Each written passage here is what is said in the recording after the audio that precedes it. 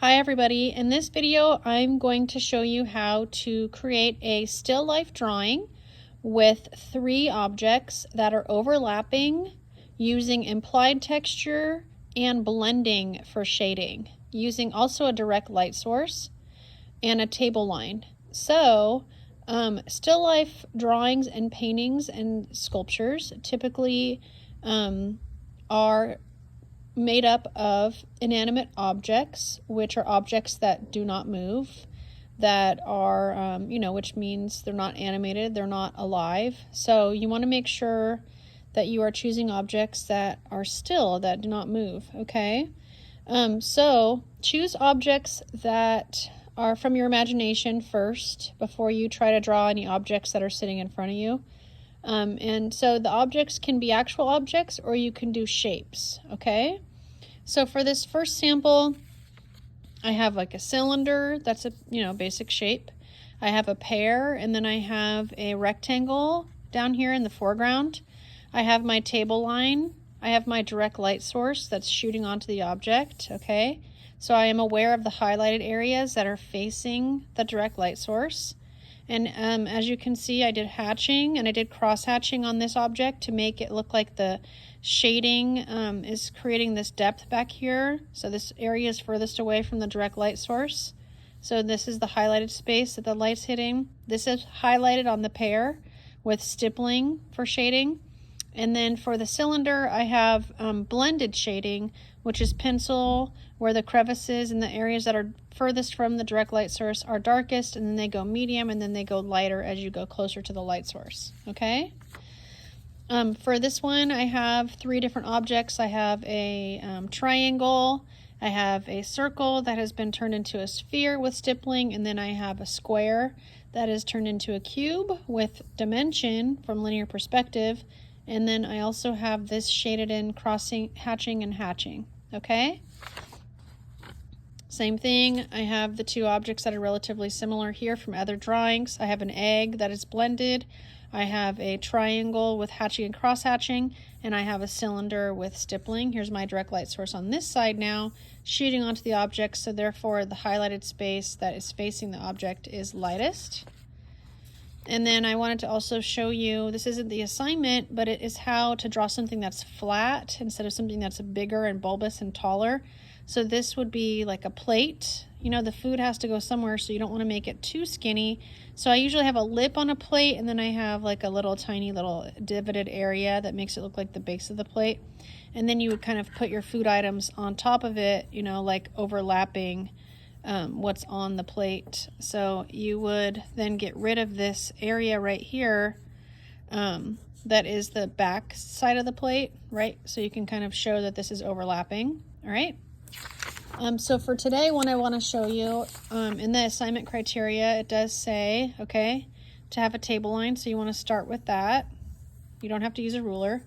And then you want to have 3 objects, okay, at different heights.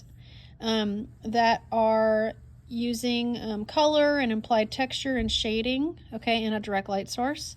So let me start off with something that is like a medium height and it has like a nice width. Maybe I'll put a lip on it. So you're basically just gesture drawing and sketching, okay?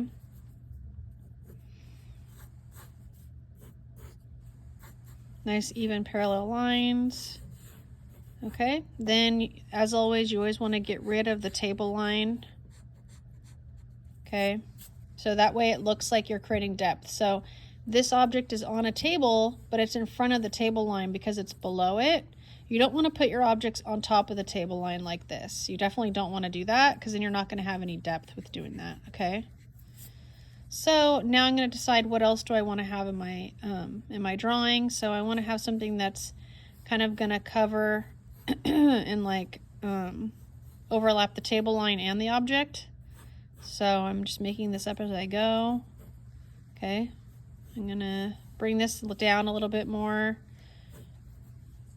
and then curve the lines and then get rid of the areas that need to be erased, because this is just how I do things. I clean it up. I draw very cleanly as I go on purpose. Okay. Sorry, I know it's shaking. The camera's shaking when I erase. Sorry about that. Okay. And then I'm going to come up with something that's tall. By the way, you can turn this into whatever you want. Maybe this is like a small loaf of bread or something like that, right? And then you would do this, you know, you would add some dimension and depth and things like that. You could turn this into. So basically what you want to do is always start off with the shapes first, and then you go in and do the detail. So I'm going to put, let's say, I want to put like a carton of milk behind this, right? Here's my frontal facing area of the milk. And then I'm going to go back into perspective this way, right?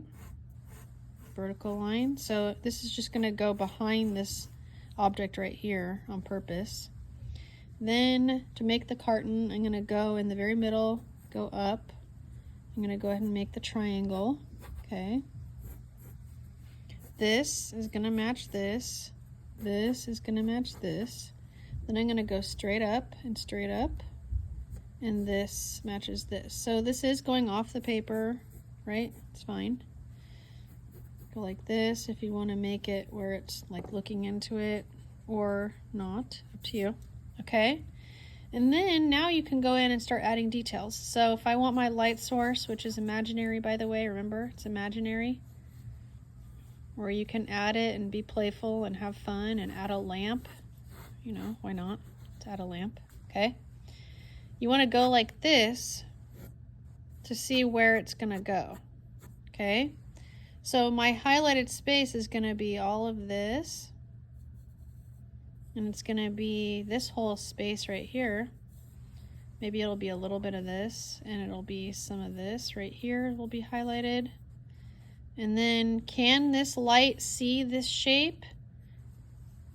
Maybe not totally, so we'll just do like a tiny little highlight, like tiny highlight. Okay, then what I like to do is I like to turn it upside down and have it going towards me. So I'm going to go ahead and start in my corners. This is always going to be like the darkest area where you're shading. Okay, I'm just kind of scribbly shading right now, nothing too crazy. I'm not holding it like I'm writing. I'm holding the end of it, you know, like so I can get the most amount of graphite.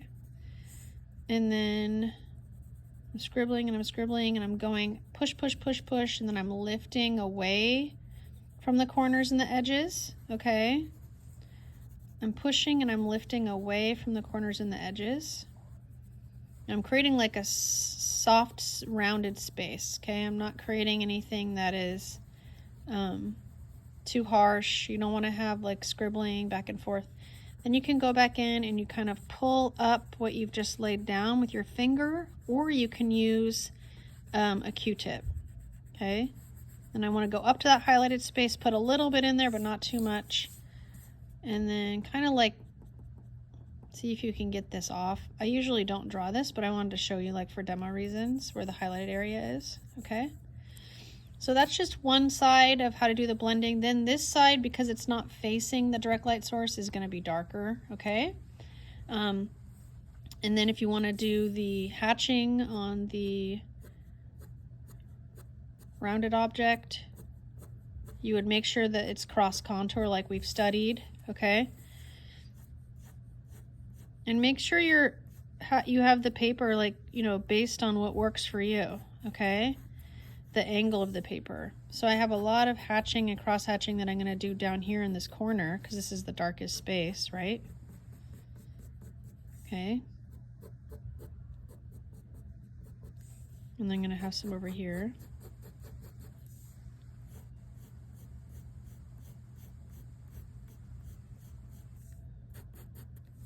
All right, and then for my last one, and of course you could always add more, by the way, to the lip and everything. For the last one, maybe I want to do stippling, so I'm going to have a small amount of stipples over here in the highlight, and then as I pull away from the object and I go into the corners down here, these areas are going to have like a ton of stippling, so it's going to be like a bunch of stippling where you're still showing like some white areas, right? And then you have like areas that are further and further apart, and then as you get closer to the highlighted area, you're going to have like a medium space for the stippling. and then a lighter space, and less, and then they get further and further apart, okay? So the further the object is, and the areas of the object is from the direct light source, okay, the more condensed your stipples are and the closer together that they are, okay? Then of course you want to try to add a cast shadow, which is typically like a diagonal from the object going in the direction of away from the direct light source. So if, like for example, if you have the sun in your face, right, your shadow, if the sun's directly in front of you, is behind you.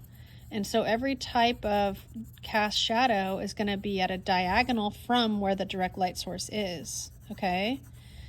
So that's what I'm doing here. I'm just trying to show that the cast shadow would be going this way, okay? And then you can also reserve some of your graphite. So like for example, on this piece of paper, you could reserve graphite. You can also use like a thicker, denser pencil for this, where you have like a 4B even, or a 6B, which has more charcoal in it and less clay, and then it's darker, okay? So just continue to make sure you're following the criteria of also trying to add color. You could do it on one of the objects or all of them if you want to. You want to make sure that you're including objects that are special to you, that reflect your personality if you want to do a challenge, okay? So I have an example of that. I have 3 objects here that are special to me. My husband grew up in France, so I have this. And then I have chapstick that I use all the time, and it reminds me of my dad because he used to use chapstick pretty much on a daily basis, so it's special. It just reminds me of him, something little. And then I have a 4-year-old and a 5-year-old, so they play with Lego every single day, and they love it, and so of course I'm including that. So I'm arranging these in any way that I want to in front of me, so I'm not at eye level like I am with these objects where they're like directly in front of me. Now, if I have these in front of me where I'm doing observational drawing, I'm at like an angle. I'm at bird's eye view at an angle, right? So I arrange these in 2 different ways where I have, these aren't done yet. Obviously, I need to get back in and do the details. But, you know, you start with like the arrangement of shapes first, okay? Very simplified shapes first. And then you go back in and you do the details after that. So have fun with it. If you want to do something like this, instead of making up shapes, where you want to do an arrangement, okay, and you want to challenge yourselves with personalized items, try to be playful with it. It's almost like a time capsule of what you might be interested in at the time, okay? The first thing you really want to do, though, before you add detail, is you want to start with shapes like this, okay? Thank you. I hope you have a great day.